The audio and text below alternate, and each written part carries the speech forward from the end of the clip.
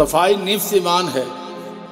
नक्कालों से होशियार, खैबर से लेके कराची तक एक ही नाम, शराफत अली गोगा नकीबिया मुर्ग चने वाले, A block store market, Model Town, Lahore वाले। दूध हमारे लिए मुकम्मल गज़ा है जो कि छोटों और बड़ों के लिए यकसा मुफीद है, जो कुदरत की एक बहुत बड़ी नेमत है।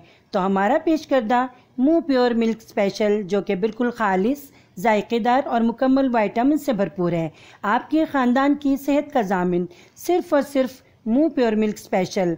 Call for free home delivery. पेशकश Madina farm. Phone number 0308322244। Online ride में एक शानदार इजाफा, आरामदेह और महफूज सफर की जमानत के साथ इंतहाई मुनासिब रेट में अभी अपनी राइड बुक कीजिए और लुत्फ उठाएं अपनायत का।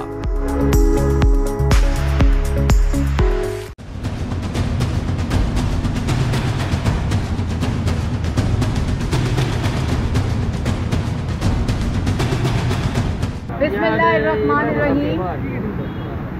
जैसा कि आपको मालूम है कि आज पाकिस्तान मुस्लिम लीग नून के सूबाई असम्बली,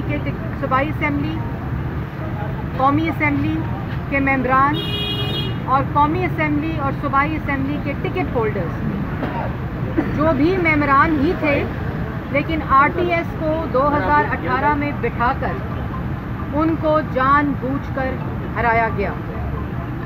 आपको मालूम है कि आज यहाँ पाकिस्तान मुस्लिम लीग नून की आला क़यादत, कौमी असम्बली, सूबाई असम्बली के मेंबरान और टिकट होल्डर्स यहाँ मौजूद हैं आज सेक्रेटेरिएट में, और जिनसे कायद मुस्लिम लीग नून नवाज शरीफ साहब कुछ ही देर में खिताब करेंगे। और इस बैठक का मकसद पाकिस्तान डेमोक्रेटिक मूवमेंट का जितना अगला लाएअमल है, जितने जलसे हैं, जितनी सोशल मोबिलाइजेशन है जो पाकिस्तान की आवाम को इन नालायकों, नाअहलों, करप्ट टोले से निजात दिलाने के लिए जदोजहद है, उसके ऊपर अहम मुशावरे हैं। कायद मोहम्मद नवाज शरीफ साहब के सिपाही पूरे पाकिस्तान से आज यहाँ मौजूद हैं, जो अपने अपने हलकों में नवाज शरीफ साहब के सिपाही बनकर पाकिस्तान डेमोक्रेटिक मूवमेंट में, जो पाकिस्तान मुस्लिम लीग नून का हिस्सा है, उसके ऊपर आज मुशावरत होगी। और इंशाअल्लाह ये जदोजहद कामयाब इस तरह होगी कि आपके सामने थोड़ी सी चीज़ें पेश करना चाहती हूँ। शहबाज शरीफ सदर पाकिस्तान मुस्लिम लीग नून को अंडर ट्रायल, उनका ट्रायल शुरू हो गया था, उनका रेफरेंस दायर हो चुका था, उनके गवाहान का बयान मुकम्मल हो चुका था, और जितने अप्रूवर्स बतौर नैब के वो तमाम चीज़ें मुकम्मल हो गई थी और ट्रायल शुरू हो गया था, और उनको गिरफ़्तार कर लिया गया। उनको गिरफ़्तार सिर्फ इसलिए किया गया कि कोशिश ये थी कि एपीसी के फैसलों को मफलूज किया जाए। शहबाज शरीफ को गिरफ़्तार सिर्फ महज अपनी ज़ाती अना और तस्कीन लेने के लिए इमरान साहब ने गिरफ़्तार करवाया। शहबाज शरीफ को मैं पहले भी कह चुकी हूँ कि चेयरमैन नैब को हुक्म देकर गिरफ़्तार कराया गया। DGFIA बशीर मेमन का इंटरव्यू आप लोगों के सामने है।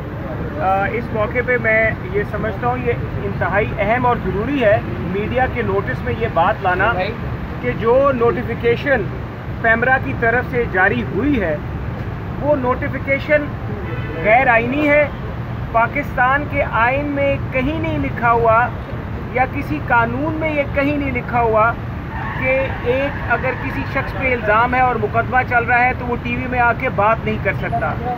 एक केस दायर हुआ था, कर्नल अनाम ने परवेज़ मुशर्रफ के और तारिक कादरी की तकरीर के ख़िलाफ़ एक पैमरा में दरख्वास्त दी थी कि इनकी तकारीर जो है उनकी नशरियात नहीं की जाए, और उस फैसले में पैमरा ने खुद फैसला किया था कि ये एक एब्सोल्यूट आइनी हक है जो कि कोई वापस नहीं ले सकता, और ये जो कानून है स्पेशल कवानीन से ऊपर है।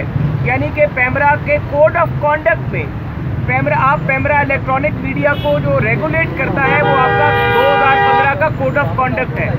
आपके 2015 के कोड ऑफ कॉन्डक्ट में कहीं भी जिक्र नहीं है कि आप किसी भी जिस शख्स पे कोई इल्ज़ाम हो, जब तक कि सुप्रीम कोर्ट से, जब तक कि पाकिस्तान की सुप्रीम कोर्ट से ये साबित ना हो जाए, उसके तमाम अपील जो उसने दायर की हैं, वो तमाम जो उसकी अपीलें हैं वो खारिज ना हो जाएं, तो आप उसकी तकारीर पे पाबंदी लगा सकें। इस तरह के पाकिस्तान के कानून में, पाकिस्तान के आइन में कोई ऐसी चीज़ मुहैया नहीं की गई, ना लिखी गई है। और हम तवक्को करते हैं कि पाकिस्तान के जो जर्नलिस्ट हैं, क्योंकि इस जो फ्रीडम ऑफ स्पीच का आपका आईनी हक है, इसके जो मुहाफ़िज़ हैं पाकिस्तान के जर्नलिस्ट हैं। आप लोग मुहाफ़िज़ हैं अपने इस हक के, फ्रीडम ऑफ स्पीच के।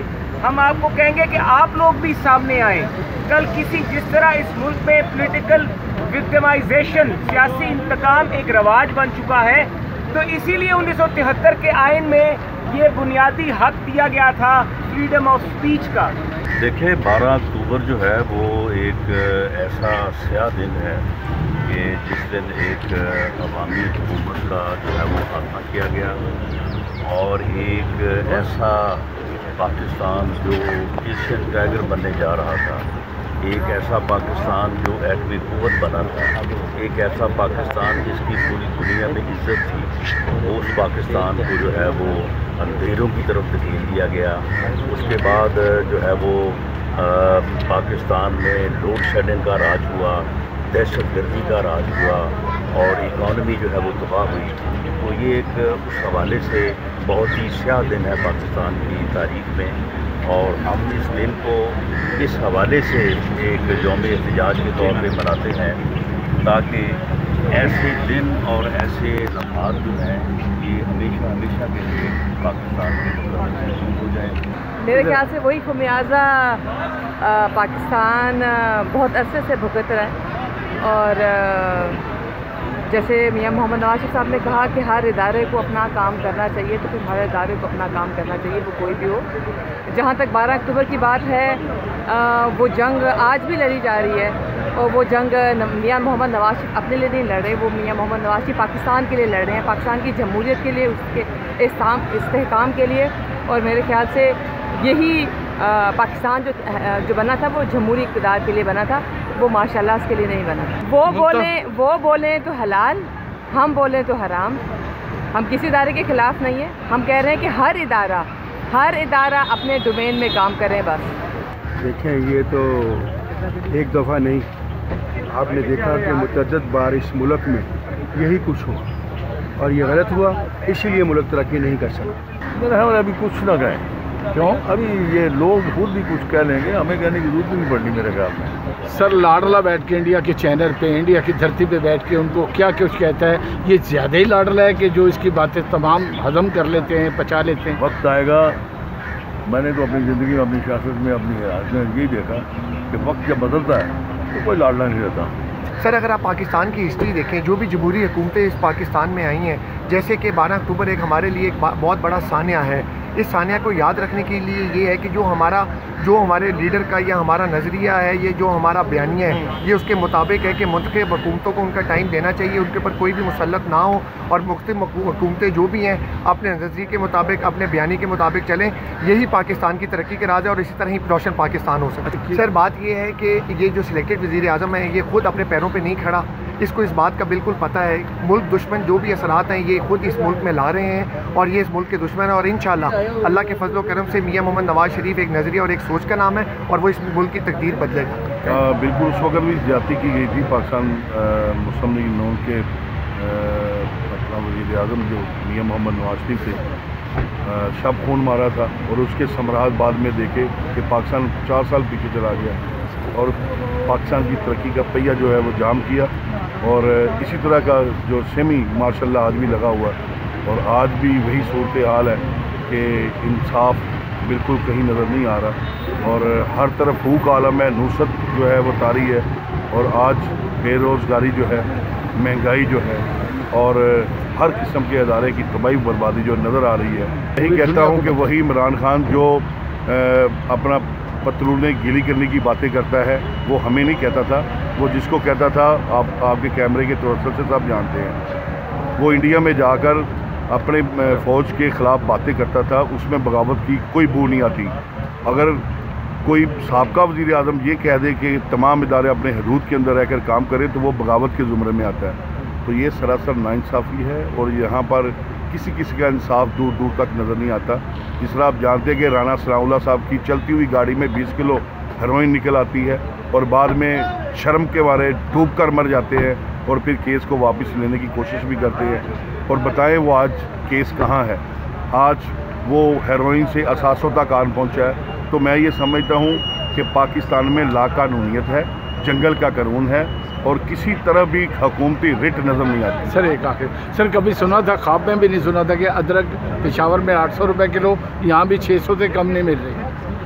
गंदम की बात कर रहे हैं? ये इसकी अदरक की सर आप अदरक की बात, मैं कह रहा हूँ धनिया तक जो है इस हुकूमत में, जो हमारे दौर में धनिया साल फ्री मिलता था, आज पूछा जाता है कि कितने का धनिया लेना है। अदरक की बात तो बहुत दूर की रह गई है। मैं ये समझ रहा हूँ आटा, चीनी, घी, ये सारे वो बुनियादी चीज़ें हैं जो महंगाई की सूरत में इन्होंने गरीब आदमी की पहुंच से दूर कर दी। बड़े अफसोस की बात है, कल इस्लामाबाद हाई कोर्ट से ये हुक्म आया कि इश्तिहारी को इश्तिहारी डिक्लेयर किया जाए और उसके पर्चे जो हैं और इश्तिहार जो हैं वो जगह जगह लगाए जाएं। आप लगाएं इश्तिहार, उसमें बेशक आप नवाज शरीफ का चेहरा डाल दें, लेकिन जब आप गद्दारी का, भगौड़े होने का इश्तिहार लगाएंगे तो लोगों को उसमें जनरल परवेज मुशर्रफ की शक्ल नजर आएगी। लोग उसमें नवाज शरीफ को नहीं देखेंगे, उसमें उनको जनरल परवेज मुशर्रफ की झलक नजर आएगी, जो आर्टिकल 6 का मुर्तकिब हुआ, जिसको अदालतों ने सजा दी और नतीजतन क्या हुआ कि पाकिस्तान में पहली मर्तबा उस अदालत को इस सफ़ाए हस्ती से मिटा दिया गया। वो कानून को, आइन को, पाकिस्तान के 22 करोड़ अवाम को मुक्के दिखाता हुआ निकल गया और किसी अदालत की, किसी जज की इतनी जुर्रत नहीं हुई कि उसको ललकार सके कि तुम भी मुल्क में वापस आओ। और फिर कहते हो कि हम ढोल बजाएंगे। नैब ने कल कहा कि हम ढोल बजा के ऐलानात करेंगे कि नवाज शरीफ को वापस लाओ। तुम्हें इतना शौक है ढोल बजाने का तो जरूर बजाओ, लेकिन जब तुम ढोल बजाओगे तो आवाज ढोल की नहीं आएगी, आवाज अरशद मलिक की गवाही की आएगी। जब तुम ढोल बजाओगे तो ढोल में से जो आवाज आएगी वो शौकत अजीज सदीकी की गवाही की आवाज आएगी। जब तुम ढोल बजाओगे तो आसिम सलीम बाजवा साहब के पिज़्ज़े के कारोबार की आवाज आएगी।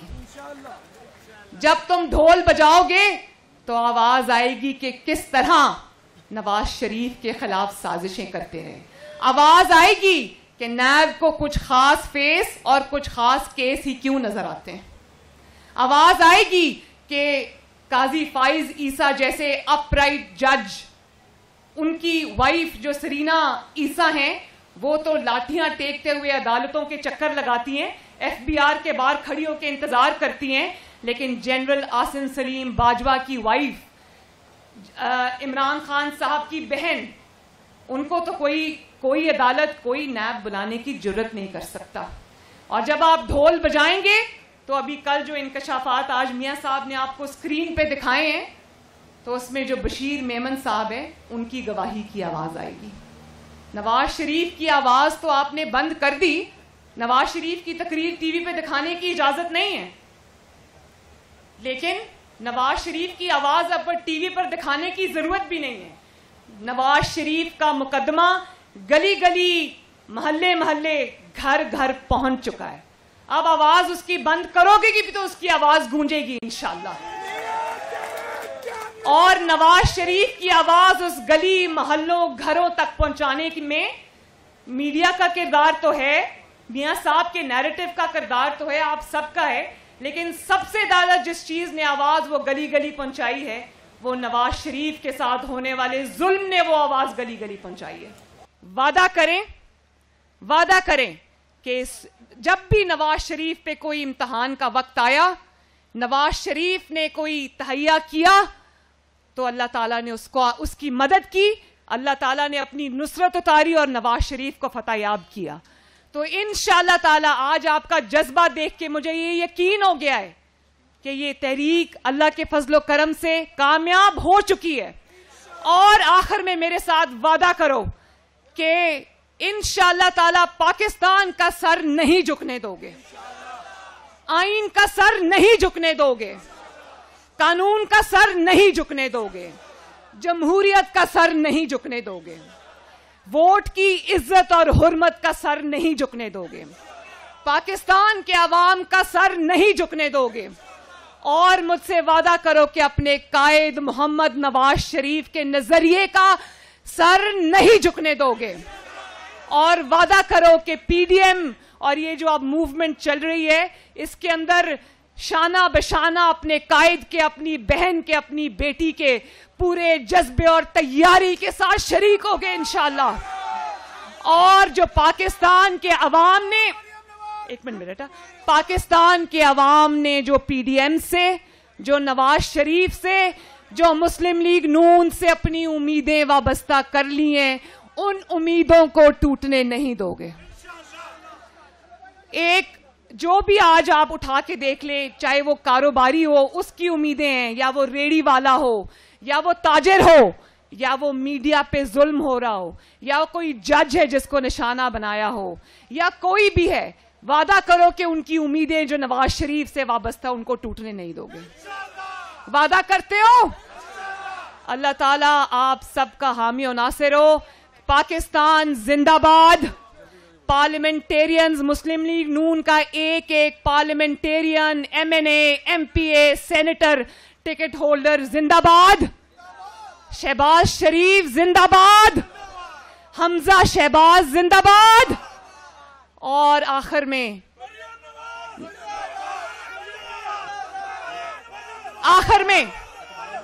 नवाज शरीफ, नवाज शरीफ, नवाज शरीफ जिंदाबाद।